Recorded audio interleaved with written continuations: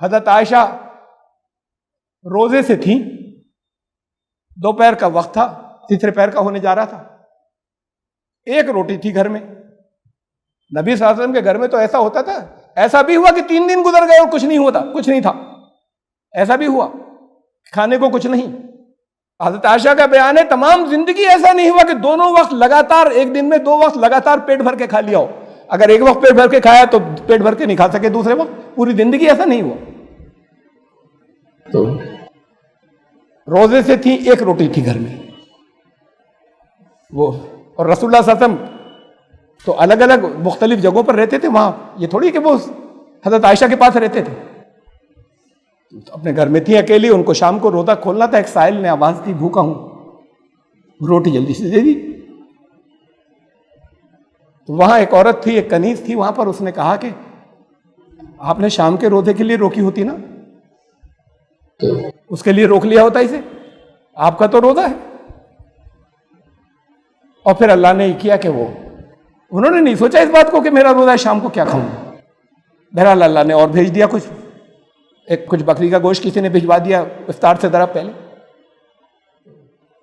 نہیں بھیجا ہوتا تو پانی سے روزہ کھول لیتی. سارے وہاں کی گرمی، یہ تو آپ لوگ تو جانتے ہیں کہ اب سارے لوگ گھروں کے اندر اے سیز کے اندر رہتے ہیں، ورنہ 50 ڈگری سے اوپر کے ٹیمپریچر کے اندر پانی سے روزہ کھول لیتی. دن لمبے ہوتے ہیں، بھوک ہوتی. ایسے بہت واقعات ہیں امہات المومنین کی زندگی میں.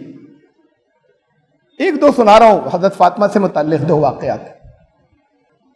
ایک رسول اللہ صلی اللہ علیہ وسلم کے پاس ایک بنو سلیم قبیلہ ہے، اس کا ایک شخص آیا، ضعیف تھا، بہت کمزور بھی تھا، ایمان قبول کیا.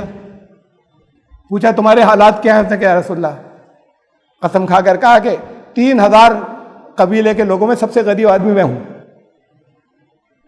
کچھ لوگ بیٹھے تھے، رسول اللہ صلی اللہ علیہ وسلم نے کہا کہ اس کے لیے کون کچھ انتظام کرتا ہے؟ حضرت عبادہ کھڑے ہوئے، ان کا میں نے اپنا اونٹ دیا. ایک اونٹ مل گیا. اب اونٹ اسی وقت تھوڑی کھائے گا، وہ پہنے گا. پوچھا اس کا سر کون ڈھکے گا؟ یہ سر ڈھکنا بھی بڑا اہم ہوتا ہے، مر جائیں گے سر نہیں ڈھکے تو وہاں کی گرمی میں. حضرت علی کھڑے ہوئے، اپنا انہوں نے امامہ اتار کے وہ رکھ دیا سر پر. پھر دریافت کیا کہ اس وقت کے کھانے کا کون انتظام کرے گا؟ ہو جائے گا بات کو کچھ اس کا، ابھی کے کھانے کا فوری انتظام کون کرے گا؟ حضرت سلمان فارسی کھڑے ہوئے، یا رسول اللہ میں کوشش کرتا ہوں. نہیں، اپنے پاس نہیں تھا ان کے، میں کوشش کرتا ہوں. لے کے چل دیے. 1-2 گھروں میں پوچھا، وہاں سے نہیں ہو سکا کچھ. سیدہ فاطمہ کے گھر کا دروازہ کھٹکھٹایا، ان کو بتایا کہ یہ ہے اور رسول اللہ صلی اللہ علیہ وسلم نے بھیجا ہے کہ اس کے کھانے کا کون انتظام کرے گا.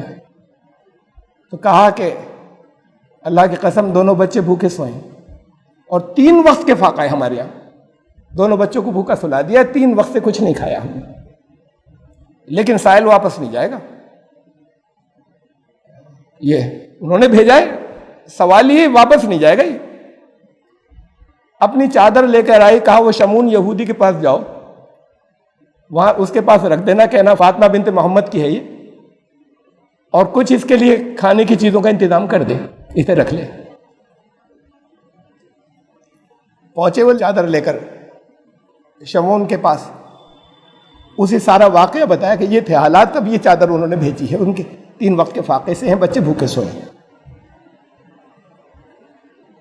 اس نے کہا خدا کی قسم یہ تو وہی لوگ ہیں جن کا توریت میں جن کے بارے میں ہم نے سنا ہے، اور تم گواہ رہنا کہ میں فاطمہ کے والد پر میں ان پر ایمان لایا. پھر اس نے کچھ چادر تو واپس کر دی، کچھ سامان دیا جنس کھانے پینے کی، پکا لیں جا کر. وہ لے کر آئے حضرت سلمان، حضرت فاطمہ کے گھر آئے. سیدہ نے کہا جو میں نے رائے خدا میں دے دیا اس میں سے نہیں لے سکتی کچھ. میں واپس ان سے کہا کہ کچھ چیزیں اپنے رکھ لیجیے، بہت ہیں یہ، اس نے جو دے دیا ہے کافی ہے. کچھ اپنے بچوں کے لیے جو فاقہ ہے آپ کے یہاں، کچھ آپ اپنے لیے رکھ لیجیے، باقی وہ چادر تو آپ نے بھیجی تھی نا، وہ چادر بھی واپس کر دی، اور باقی انہیں دے دیتے ہیں، ان کا بھی کام چل جائے گا آگے. تو انہوں نے کہا کہ جو میں اللہ کی راہ میں دے چکی اس میں سے ہر کچھ میں لے لوں واپس، حرام. رسول اللہ صلی اللہ علیہ وسلم کے پاس پہنچے،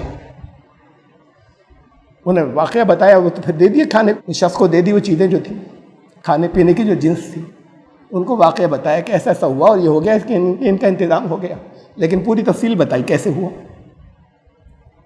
آپ اٹھ کر گھر تشریف لائے، ان کے سر پر ہاتھ پھیرا اور کہا کہ اللہ یہ آپ کی کنیز ہے، اس سے راضی رہیے گا۔ ایسے لوگ تھے۔ یہاں پوچھنے کے لیے آتے کیا زکوٰۃ میں سے لگے گا؟ ان کے پاس سیدہ فاطمہ کے پاس ایک شخص آیا، اس نے کہا 40 اونٹوں کی زکوٰۃ کیا ہوگی؟ کہا تمہارے لیے 1 اونٹ، میرے پاس 40 ہوتے تو میں سب دے دیتی۔ اور یہاں مت سوچتے کیسے بچا لیں اور کیسے ہر جگہ جہاں کام چلے وہاں زکوٰۃ لگا دیں۔ تو وہ اسوہ ہے حضرت ابراہیم کا، قربانی، یہ بھی بہت ضروری ہے۔